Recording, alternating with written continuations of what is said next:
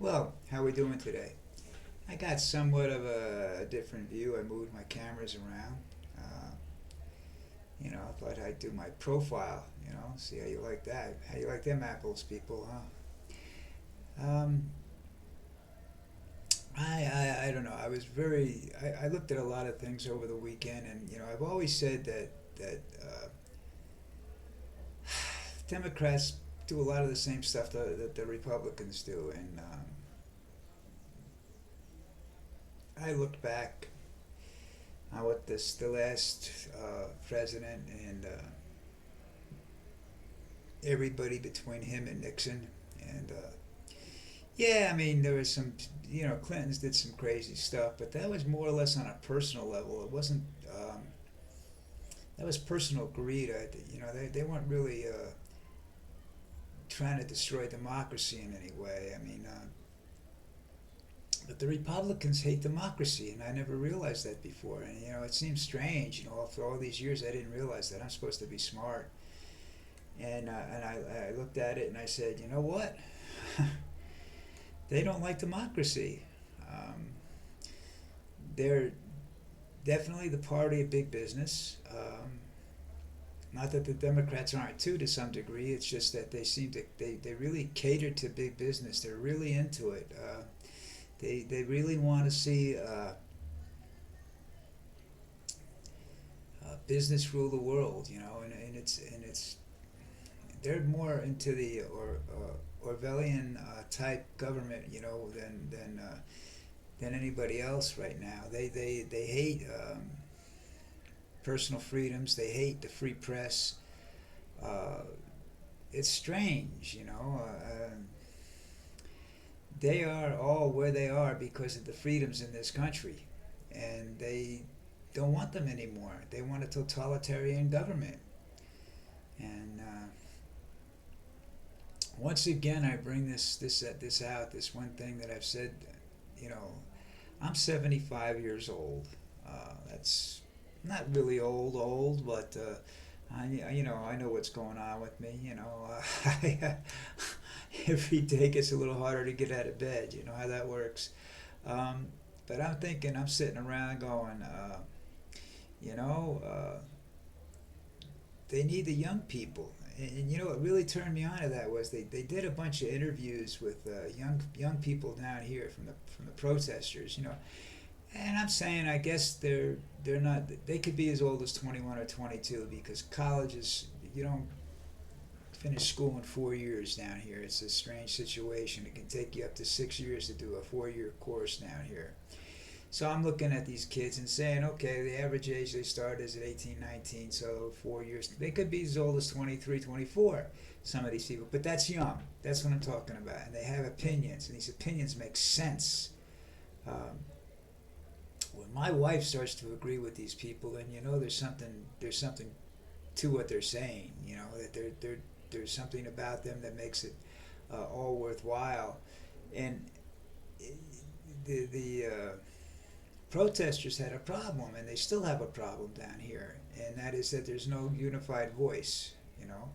And when you look at America, there's not a unified voice. There's a Latin voice, a African American voice, an Asian voice, and a white voice. Or I should say there's a white and a non-white voice. Let's put it that way, because there's so many different nationalities around here, and they're not really on the same page. Racism, whether it be black or white or whoever starts, it isn't going to accomplish anything. All right, that's a foregone conclusion. And the only people that really seem to realize this and that are willing to work together are young people. I mean, you saw this. If you want, you saw this in the '60s. You saw this at Woodstock.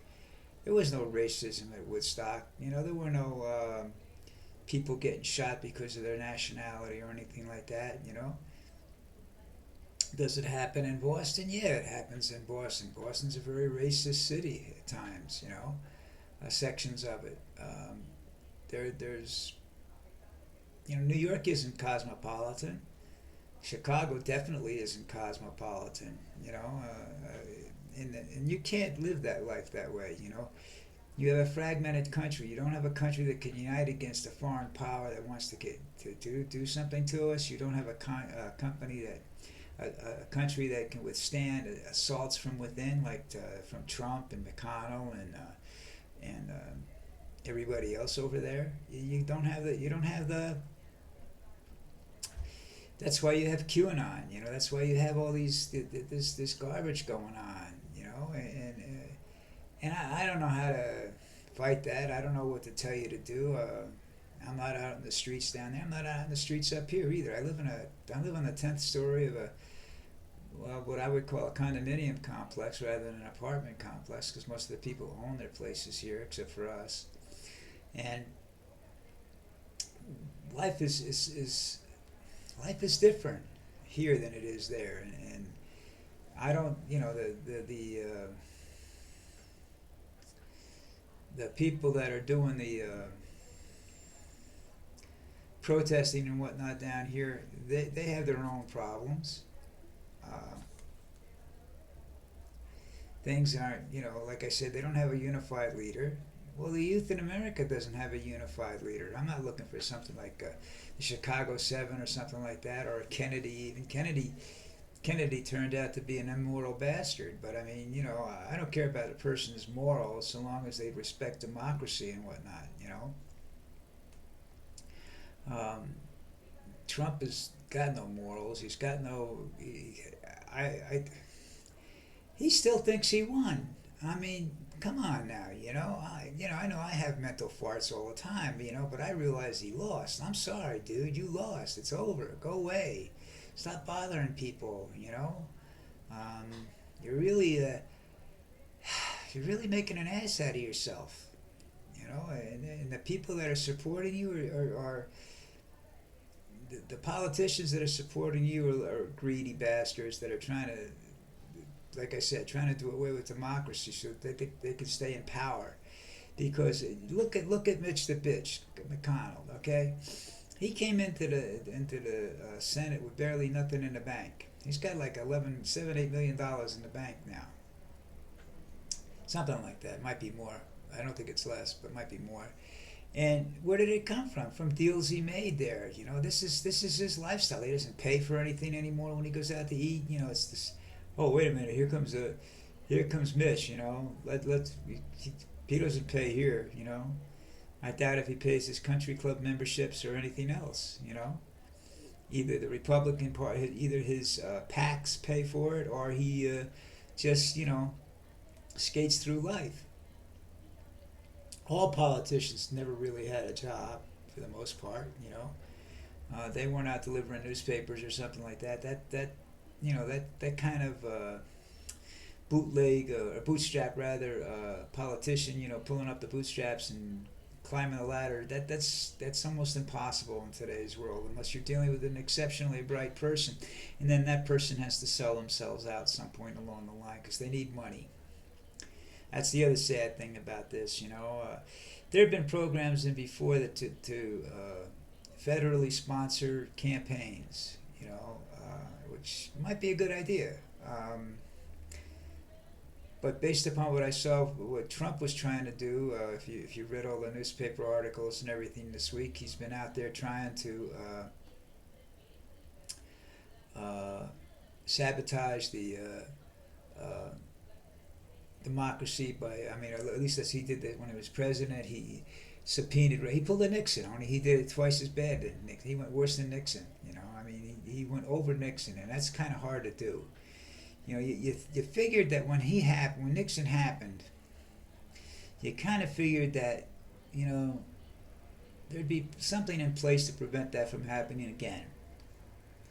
But then you have cyberspace now. Cyberspace makes it a whole different ball game.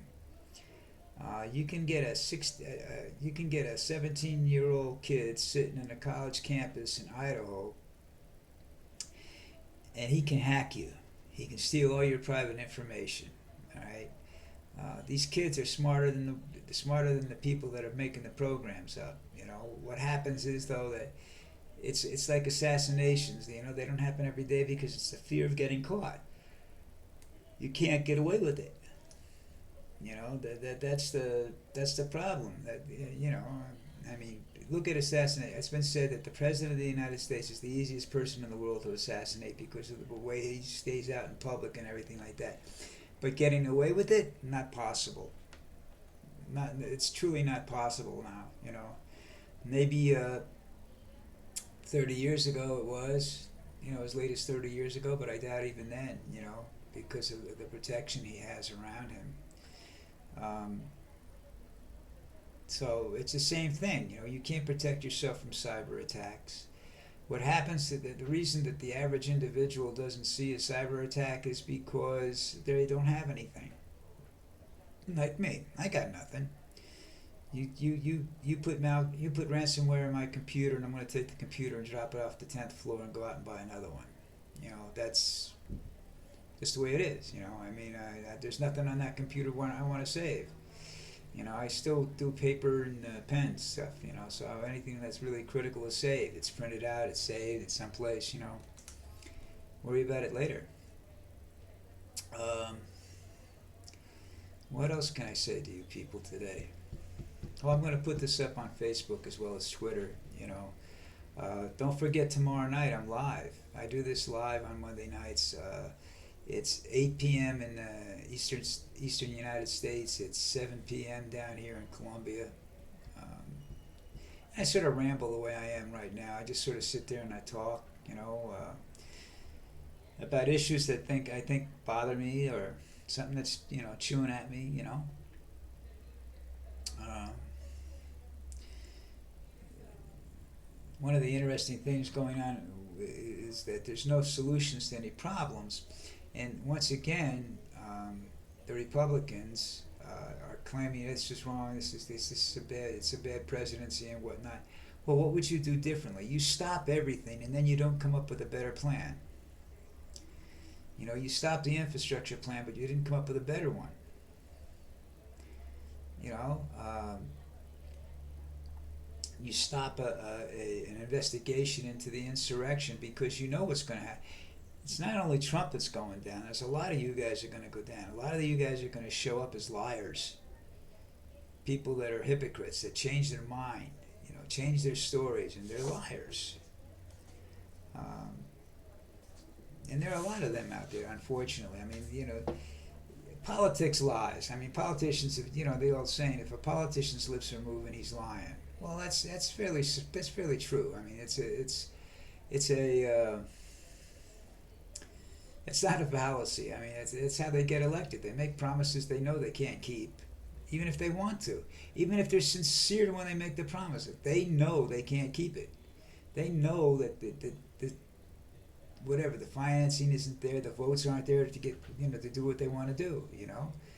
Presidents do that all the time. Local politicians do that all the time. And you get in there, and then you go along and you do something.